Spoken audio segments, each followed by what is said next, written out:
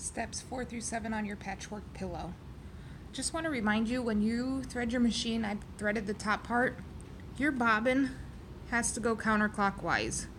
So when you're turning it, it turns opposite of a clock.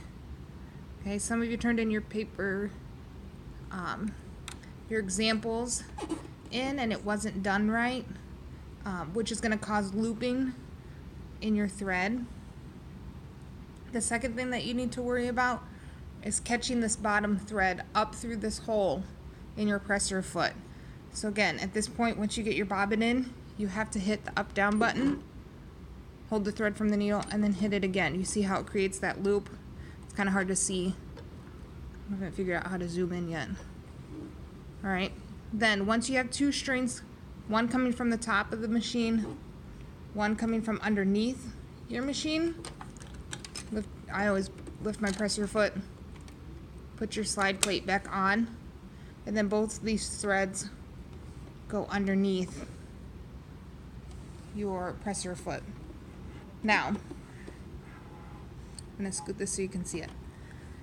Your pillows are done with a 5/8 seam allowance. So, you have to find your 5/8 line here, line up the edge of your fabric. Okay, with the 5/8 you might only be able to see the 8. Put your presser foot down. Now, once your presser foot is down, you can take out the first pin. I like to keep my pin cushion handy right in front of me, so when I'm stitching, I can stick it right in my pin cushion and I don't have to worry about stabbing myself with the pins while I'm sewing. So, just like with every beginning stitch, you're going to go forward 3 times. Okay, then you have to hold your reverse button. Okay, clicked, so you're going to go back 3. Okay, now at this point, once you've gone back 3, you're going to stitch all the way to the end. And after you've back stitched, it does poke the same hole a couple times in a row. It's just your machine kicking itself back into gear, so it's normal. Now, when I sew, I can take my pins out as they're coming. Some of you are beginner sewers, so when you get close to a pin by your presser foot, you may want to stop, then take out your pin. There we go. See how I'm on the 5/8. See how it's jagged here? I didn't make a long cut, so it's kind of a little hard to see. Or it's hard to keep on the 5/8 line, but as straight as you can get. Come up to another pin, take it out.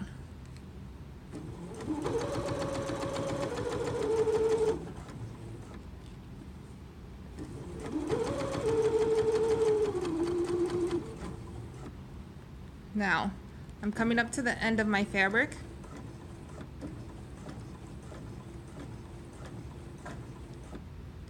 The last thing I have to do is hit my reverse button and go back 3 times. 1, 2, 3. Okay? When you hit the reverse button, it automatically pulls your needle all the way into the starting position, so you don't have to hit the up down button. You're going to lift your presser foot. Let's see if I can get this. You're going to pull it off to the side.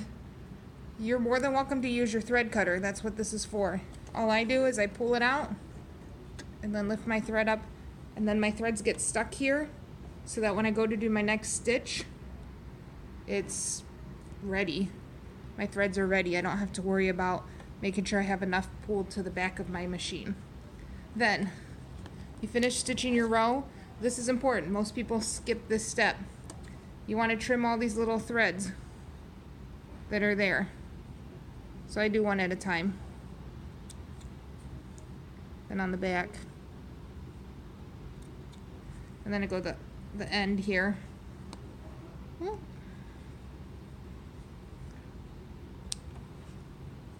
And then trim on the other side. That way your